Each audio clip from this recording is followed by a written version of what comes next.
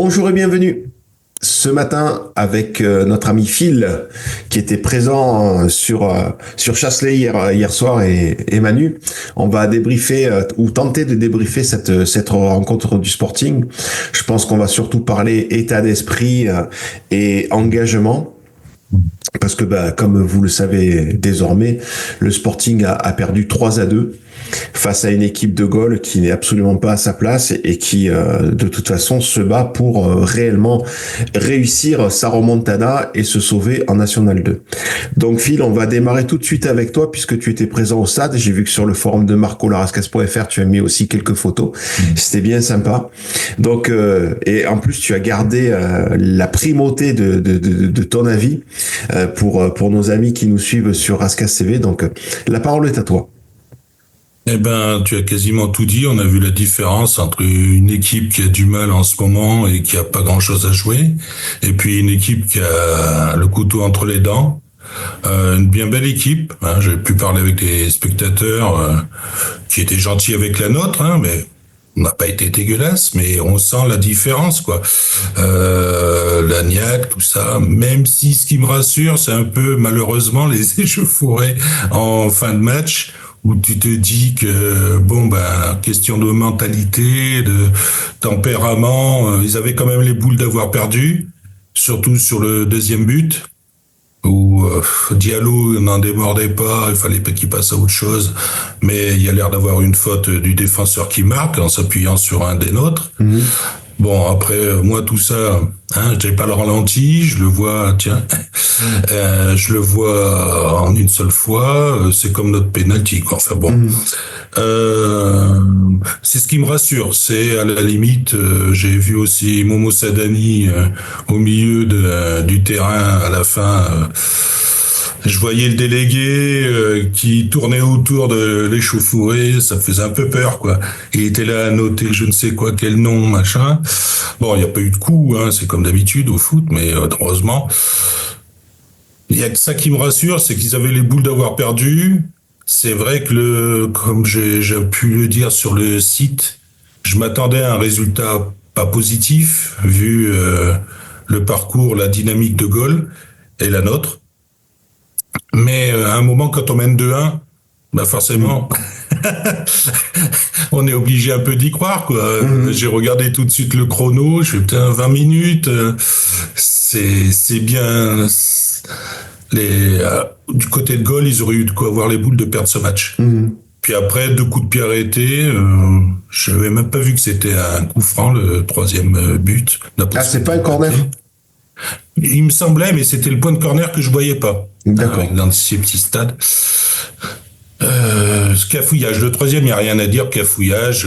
Le deuxième, c'est vrai que, ma foi, moi je veux bien croire nos joueurs parce qu'ils ont tous réagi dans le même temps, dans le même moment. Mais Abdoulaye, je sais pas comment il reste il arrive à rester sur le terrain. Mais bon, l'arbitre a été mauvais, pas que pour nous, mais petit chef Fayon, tout ça. Donc bref, il a accepté des choses, il en a pas accepté d'autres. C'était incohérent. Ce que moi j'ai constaté à la vue des 3 buts de Gaulle, le premier, rien à dire. Une fois encore, on est pris dans le dos de la défense, défense centrale. Oui. Et puis après, comme tu le dis, 2 coups de pied arrêtés. Il me semble que c'est le genre de choses que tu travailles aux entraînements. Je suppose qu'avec l'analyse vidéo, ce sont des choses sur lesquelles tu mets en garde ton équipe, et pourtant tu encaisses 2 buts. Comme tu le dis, en plus on a la chance de mener 2-1. Autant le penalty, je sais pas trop, non, parce que moi j'ai regardé sur YouTube, donc je sais pas si il y a réellement faute ou si je crois que c'est Diallo qui provoque le penalty. Je sais pas. Diarra, je crois. Diarra. Diarra. En tout cas, c'est bien joué. L'arbitre accorde le penalty, donc tant mieux. Ça permet d'égaliser. Ensuite, comme tu le dis, on prend l'avantage. Mais à aucun moment, on a le sentiment que l'équipe se dit, tiens, on va tenter de verrouiller pour essayer de casser cette spirale négative depuis 4-5 matchs et tenter de ramener enfin les 3 points. Moi, je me souviens d'un truc. L'an passé, juste pour l'anecdote, dans les vestiaires hierrois où à Jura Sud, Flo Andrani, que tout le monde connaît, avait dit on s'est pas braqué des centaines de kilomètres pour ne rien ramener. Et aujourd'hui, chaque fois que je vois des équipes en déplacement, je pense à ça. Et voilà. Et je me disais, est-ce qu'à un moment donné, le Sporting se dit, putain, on fait pas 800 bornes aller-retour pour ne rien ramener. Voilà, c'est juste par rapport à une histoire de mentalité. Jérôme, toi, tu as vu la rencontre, tu as vu des bouts de rencontre comme Manu ou voilà. Moi, j'ai regardé, mais sans grand intérêt. On va dire, je suis pas aussi attentif que quand il y a vraiment un intérêt sur la rencontre. Quoi qu'il y a toujours un intérêt, puisqu'on n'est pas maintenu. Mais bon, j'espère que on n'en arrivera pas là. Bah moi, c'est le match du non-étonnement, quoi, de la compo que j'ai découvert. Que je me suis dit, bah tiens, c'est la même compo depuis 27 matchs, quoi. Donc aucune audace, aucune originalité, aucune créativité de la part du coach, que ça soit sur les hommes ou même sur la tactique. Je crois que c'est Einstein qui avait dit que la folie, c'était de faire toujours la même chose et de s'attendre à des résultats différents. Du coup, on a perdu, 5e défaite consécutive. Et ouais, un scénario un peu attendu. Enfin, attendu. Moi, je suis assez, sur l'implication, ça va, y a pas de souci. Je trouve que les joueurs, comme l'a dit Phil, sont assez concernés. Et on mène au score là-bas, c'était plutôt pas mal dans l'ensemble, sans que ça soit non plus des folies. Mais oui, comme tu dis, toujours le même problème défensif, toujours ce manque de rigueur, ce manque de de concentration sur les coups de pied arrêtés, où tu t'es battu au duel.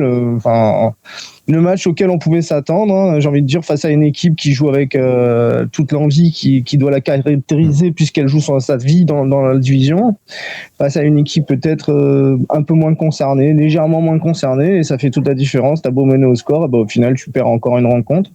Je sais pas si c'est le cas parce que ça remonte, mais ça me fait doucement penser à la saison ou la dernière saison de National avant Joy, avant la période Joy.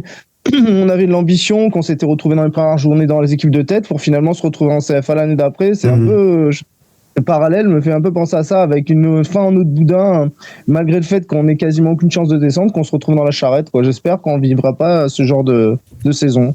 Ouais. Manu, quelque chose à dire par rapport à la rencontre ou... C'est un parallèle intéressant. C'est vrai que on n'est jamais autant en danger que quand on se sent pas en danger. Donc moi je suis quand même très inquiet quand même, parce que on va vraiment, comme je l'avais évoqué il y a 15 jours, on va affronter beaucoup d'équipes qui ont besoin de points. Je pense à Istres, Bergerac, je pense que c'est nos 2 prochains matchs.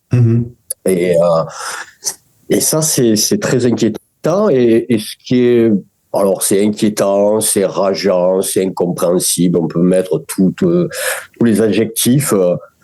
C'est hallucinant de voir que tout le monde voit, à commencer par le staff, les problèmes défensifs, et que malgré tout, il y avait encore là l'ambition de ne pas prendre de but, et on en prend 3.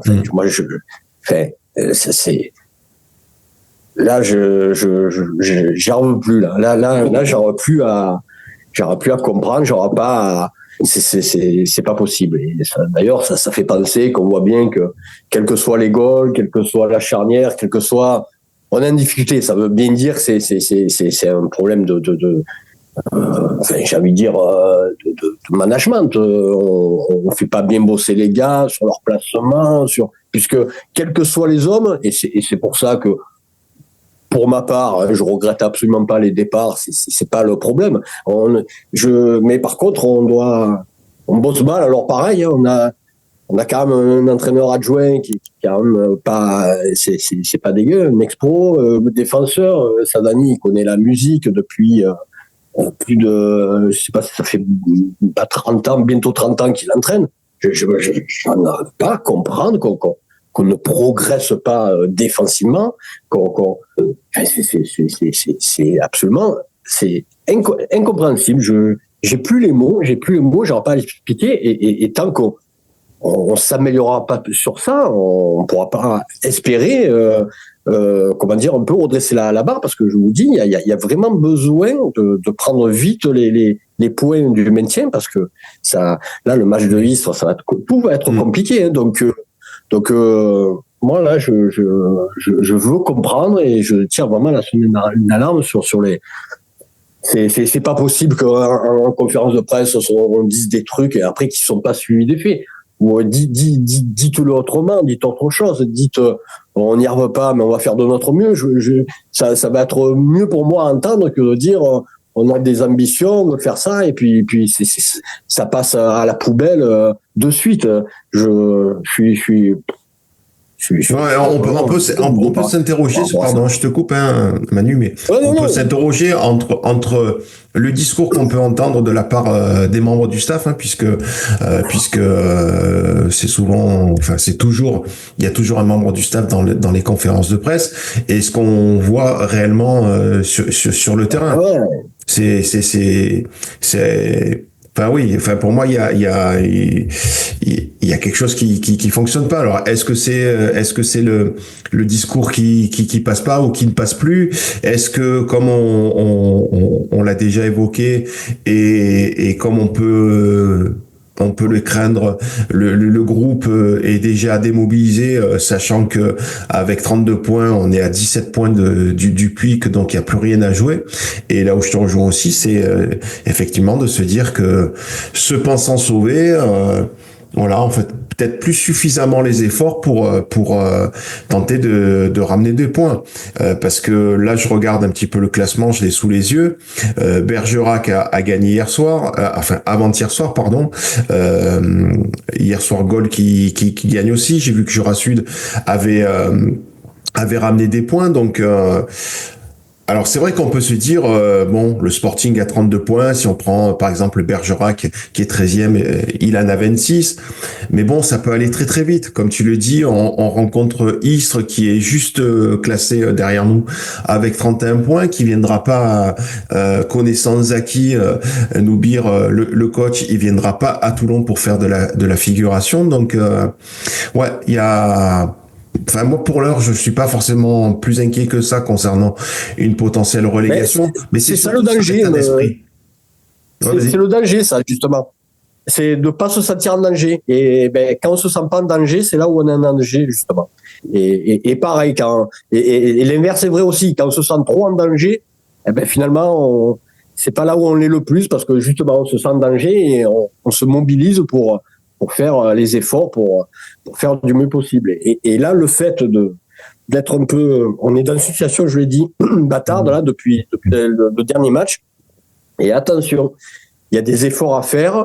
Et puis, je veux dire, de toute façon, quand tu encaisses trop de buts comme ça, c'est exactement le profil parfait de l'équipe qui va descendre. Quand tu prends 3 buts, là, on prend des buts en pagaille.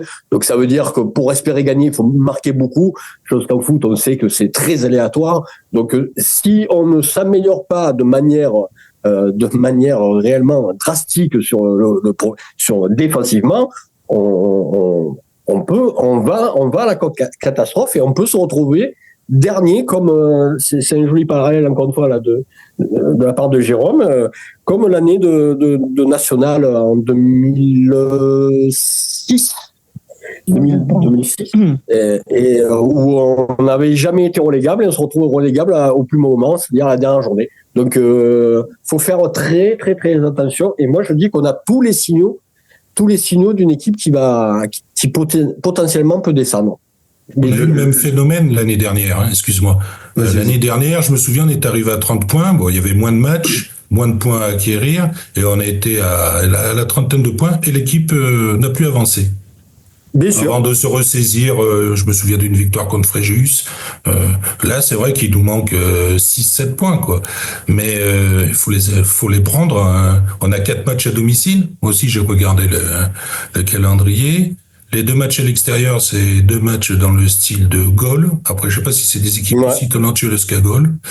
Mais Andrézieux, qui gagne à domicile et qui perd à l'extérieur, mais qui gagne quand même, quoi. Comme tu dis, il vaut mieux avoir 3 points et perdre derrière que faire des matchs nuls. On a 4 matchs à domicile, c'est notre seul joker. Ouais, il y a des jokers. Là, par rapport au calendrier, on va recevoir Istres donc samedi prochain. Le samedi suivant, on va à Bergerac. On recevra ensuite le 26 avril Grasse.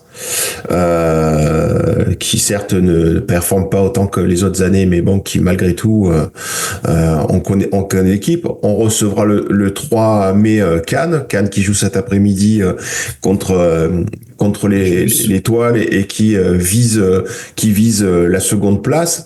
Voilà, on ira à Andrézieux et on finira contre Rumilly le 17 mai à la maison.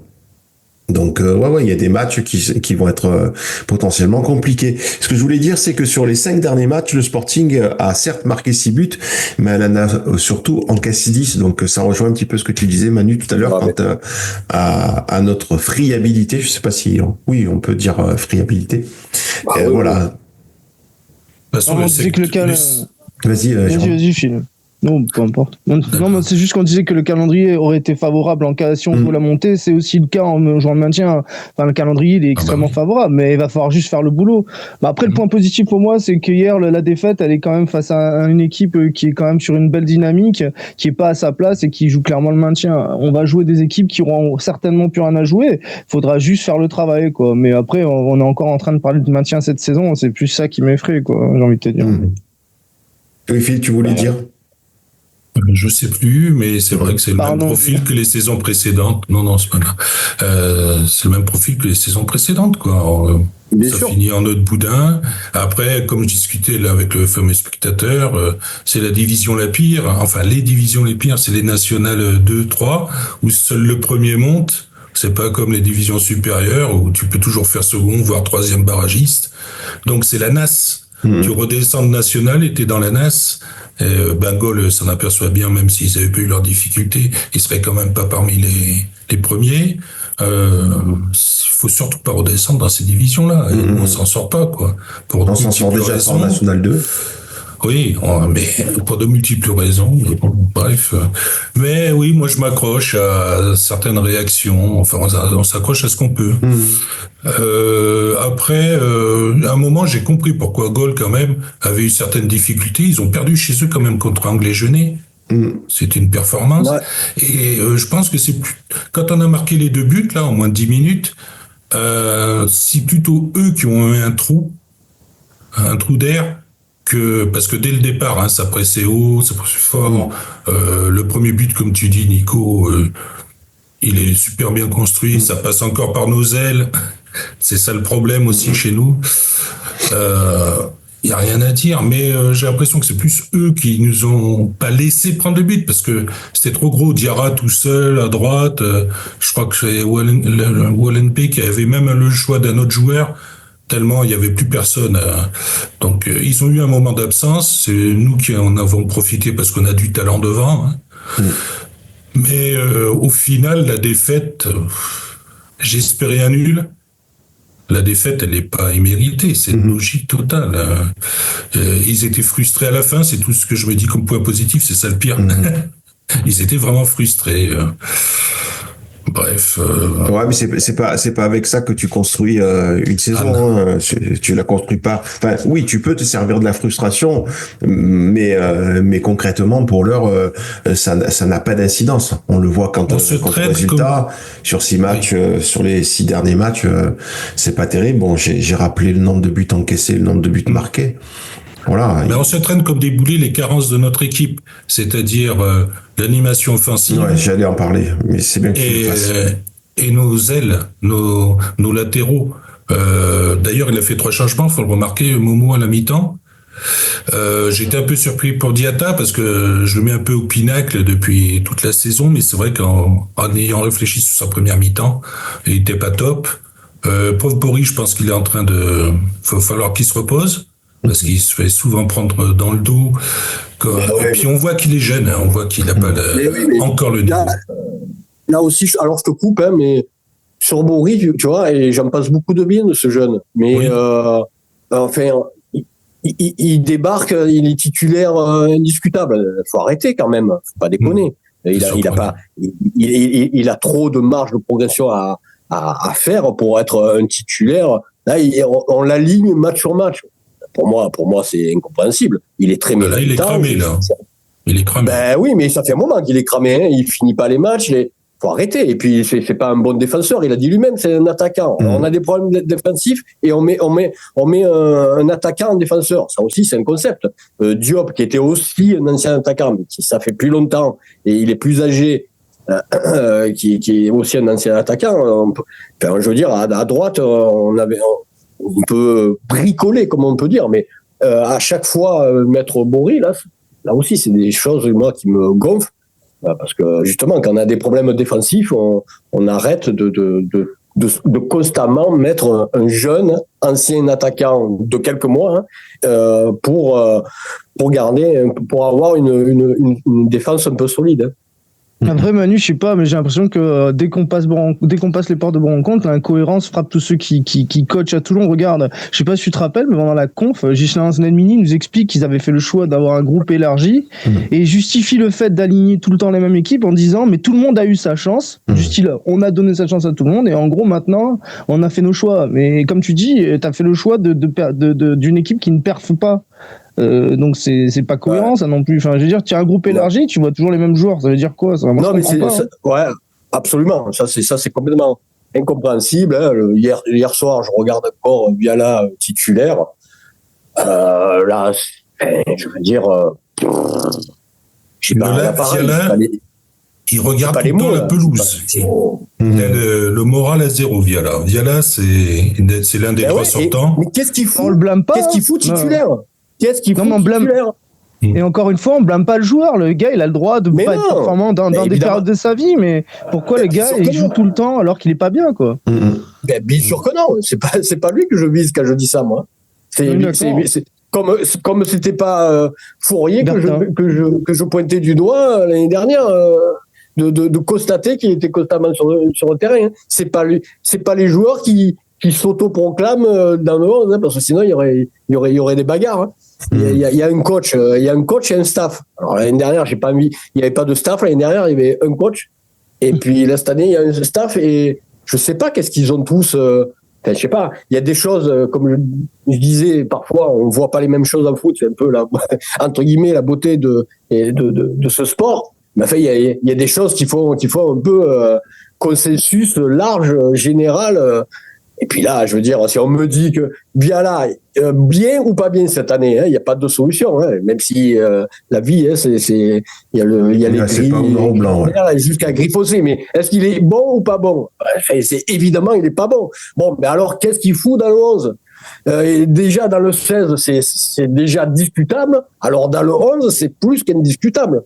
Bon, voilà, mais on peut multiplier. C'est pas comme s'il n'avait pas des solutions de rechange. Hein. C'est pas comme s'il n'avait pas de solution de rechange. C'est ça qui est frustrant. Bien sûr, tu mets un milieu de plus, je sais pas, on a des problèmes en défense, tu mets. On a quand même inventé des tactiques. On met deux latéraux sur les côtés de chaque côté. Voilà.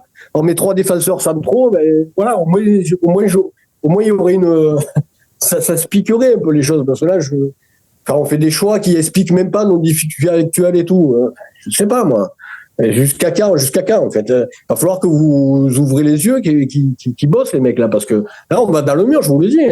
Et vraiment là, je vais le répéter une 3e fois, mais là j'ai bien aimé encore une fois le parallèle. Attention qu'on fasse pas une nationale bis, parce que là, cette année-là on n'avait jamais été en position de relégable, on a été la dernière journée. Et c'est vraiment encore une fois, et on a tous les signaux pour pouvoir, j'allais dire, atteindre ce mauvais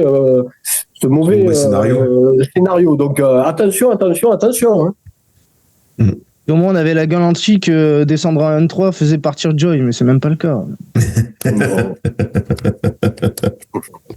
Moi, j'encouragerais à descendre, sinon, dans ce cas-là. Moi, ce que j'ai constaté, c'est que pour revenir un petit peu au match, c'est que j'ai trouvé que Benekrouf, donc qui est le numéro 9 de Gaulle, qui est pour moi un très très bon joueur pour la division, c'est celui qui marque le premier but. Il était très très souvent esselé sur son côté droit là. Et notamment, je me souviens d'une action en seconde mi-temps, à la ligne de 4 derrière qui, je sais pas quoi, ils sont tous ramasser là sur un petit périmètre et puis tu as lui qui se balade, qui peut faire des appels tranquilles. Enfin, je sais pas. Effectivement, comme tu disais tout à l'heure, Phil, il y a le tout ce qui est lié à l'animation. Moi, je trouve que vraiment c'est très pauvre. On voit toujours le même type d'action, mais en même temps, je sais pas, il y a un manque de vista. Je sais pas comment l'expliquer. Je sais pas. Moi, je suis voilà. Manu me disait que j'avais du courage de m'infliger les matchs, même en connaissant les résultats, mais enfin voilà, j'espère toujours quand même voir quelque chose lié à des signes de comment dire de temps meilleur, mais pour l'instant j'en vois pas. Avec la même, excuse Nico, mais avec la même équipe, avec ses carences dans l'effectif, tu joueras toujours pareil. Ça sera toujours le milieu relayeur. Alors Diatta, quand il est dans des bons jours, il est bon techniquement, mais normalement c'est pas à lui de diriger l'attaque. Donc, s'il te manque, bon, moi je suis de la vieille école, mais il te manque le 10, voilà, exactement. T'as pas le spécialiste, il te manque un maillon dans ton équipe. Il te manque un maillon, donc tu peux tout le temps aligner, changer les joueurs, ça sera toujours pareil. On compte sur nos deux ailiers, Khaled, qui est pas plus mal, Viala et nos deux latéraux, pour alimenter nos deux grands de devant. D'ici les 5 prochains matchs, la fin de saison, on changera pas puisqu'on aura les mêmes personnes. C'est au recrutement l'année dernière ou cet été je sais pas que ça serait évident, surtout si Momo reste, comme ça a l'air de bien se faire, de pallier à ses absences. Et puis les latéraux. Ahmed, il est bien et sympa, mais lui aussi il se fait prendre souvent dans le dos. Et bon, il a 3 poumons le gars, donc il rattrape ses carences, mais au bout d'un moment, le gars il est cramé au fur et à mesure du match. Et Momo peut pas remplacer tout le monde. Mais ces 3 remplacements de la mi-temps ont été judicieux. Wallen B, oui, c'est impressionnant. Hein. On a l'impression que les autres sont des enfants à côté, sur le pré. On sent qu'il a le niveau du au-dessus, mais il n'a pas non plus le profil du numéro 10. Et c'est lui qui faisait les ouvertures pour compenser un peu la mauvaise partie de Diatta en première mi-temps. Mais c'est pas à lui de le faire. Mais parce qu'il nous manque toujours un 8-10, quoi. Ouais, mais tu vois, ce que tu dis, ça souligne ce que disait Jérôme plus tôt, c'est-à-dire qu'on a un effectif qui est relativement pléthorique. Est-ce que cet animateur, il n'existe pas dans tous ces gars qui sont soit au frigo, soit ont disparu de la circulation pour je ne sais quelle raison, puisqu'on ne sait pas pourquoi. Alors, effectivement, il a été dit que tout le monde a eu sa chance et que je sais plus où j'ai lu que peut-être certains joueurs n'avaient pas le bon état d'esprit, mais toujours est-il qu'à un moment donné, voilà, quand tu reproduis sans cesse le même schéma, il faut peut-être accepter de ressortir certains types du frigo pour peut-être tenter d'autres choses. Si tu penses à Quiche, moi je le vois souvent aligné en équipe 2. Ouais, tout à fait, R2, ouais. Mais si je me souviens bien, en équipe 1, en début de saison, là, il n'était pas utilisé comme un ailier plutôt que comme un milieu. Non, mais je pense pas forcément à Quiche. D'accord. Il y a Gafour. Il y a Gafour, tout à fait. On pourrait penser à Alioui, mais ouais, exactement. Ouais. Personnellement, Alioui, c'est pas. Je suis sûr que même je pense que c'est pas des joueurs qu'il nous faut. Et voilà, mais oui, il y aurait des solutions de tout ça. Et Gafour, il a été blessé, non? Oui, il est revenu. Je crois, mais après, oui. Bon, tu évoquais Quiche, lui, c'est typiquement, c'est un des exemples qui illustre le mieux le fait que, voilà, on n'a pas donné sa chance de manière juste et honnête à tout le monde. Hein. On lui a donné sa chance, oui, mais enfin, on l'a pas vu. J'ai envie de répondre à ceux qui disent ça. Bon, si vous voulez, on s'amuse à compter les minutes de jeu qu'il a eu par rapport à Viala. Et puis après, si vous me dites qu'il y en a un qui a eu sa chance et l'autre, fait que tous les deux ont eu leur chance. Je vois surtout qu'il y en a un qui est surutilisé, qui a marqué un but contré et qui était soi-disant, qui aurait dû être une de nos meilleures recrues sur le papier. Parce qu'en plus, c'est pas des smicards du National 2, ces joueurs-là. Donc voilà, Clich, ça fait partie, mais on peut multiplier les exemples. Bon, voilà. Comme Boufrizi, par exemple. Non, ouais, tout à fait, ouais. Boufrizi et Safiani, bien sûr. Sans parler des départs qu'on connaissait pas pourquoi, comment il s'appelle, l'attaquant qui est reparti aussi vite qu'il est arrivé. Oui. Ah, Dossou. Ouais, mais là, pareil. Non, je suis d'accord avec toi, mais pour le coup, lui, là, on l'a pas vu du tout, quoi. Enfin, on l'a très peu vu, pour le coup. Ouais, bon, il nous aurait fait. Bon, moi, je suis convaincu, personnellement, qu'il fallait pas le prendre. Et bon, le fait qu'il est parti vite, pour moi, c'est une bonne chose. On a vite. Ça aurait été une meilleure chose qu'il soit pas venu. Hein. Ça aurait été mieux qu'il soit pas venu tout court. Ah, mais c'est clair. Mais au final, bon, il nous a pas coûté grand chose. Bon, c'était un essai à faire, mais c'était pas. On l'a vu. Moi, j'aurais toujours en tête sa première touche de balle. C'était à Fréjus, et puis le premier contact, il se fait éjecter par le joueur sur le premier contact. Alors, il a beau être de classe internationale, voilà, en National 2, il s'est fait tuer, quoi. Voilà. Messieurs, c'est pas du tout le bon profil. Il reste 4 minutes en version gratuite de Zoom. Philippe, si tu avais quelque chose à rajouter pour clôturer l'émission. Vivement que la saison se termine.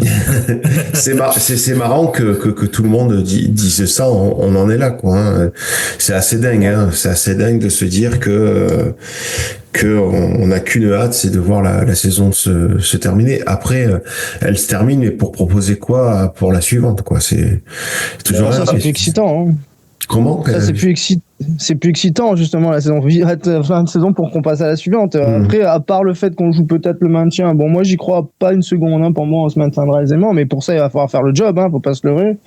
Vivement la saison prochaine pour espérer une évolution. Voilà. Qu'est-ce que je veux dire là? C'est vraiment une fin de saison quasi sans intérêt. Basta. Hein, c'est ça. Moi, j'ai regardé le match hier. Ça a été dur. Hein, mais bon, là. Un dire de plus. Hein. Ils ont intérêt à se mettre un objectif de points à atteindre. Et à faire en sorte de l'atteindre le plus vite possible et qu'on passe à autre chose, oui, bien sûr. Ouais. Manu, dernier mot, rapido ou pas du tout? J'ai un seul mot à dire, sentez-vous en danger. Voilà, j'ai juste ça à dire. Sentez-vous en danger. Si vous ne vous sentez pas en danger, vous serez en danger. Sentez-vous en danger. On a tous les indices qui indiquent qu'on peut passer à la trappe. Faites très attention. Philippe, dernier mot? À moins de 2 minutes? Tout à fait. Il a tout à fait raison, Manu. Hein. On peut glisser lentement mais sûrement. Bon, moi, j'en vois d'autres qui sont un peu dans ce style-là, comme Marignane. Donc, à la limite, toujours voir pire que soi-même, c'est malheureux quand même. Mais bon, espérons que cet été, Momo réfléchisse à l'effectif qu'il a eu et qu'il voudra. Et voilà, on peut le faire que confiance. Hein. On reste des supporters. On n'est pas des acteurs. Ok. Écoutez, merci à tous. Merci Phil d'avoir été notre envoyé spécial à Chasselet hier soir. C'était vraiment cool de t'avoir et que tu répondes présent. Merci Phil. Merci Manu et Jérôme. Nous, on se retrouve la semaine prochaine pour débriefer la rencontre face à Istres. On essaiera d'avoir un invité. Allez, la bise à tous. Merci de nous avoir suivis. Salut.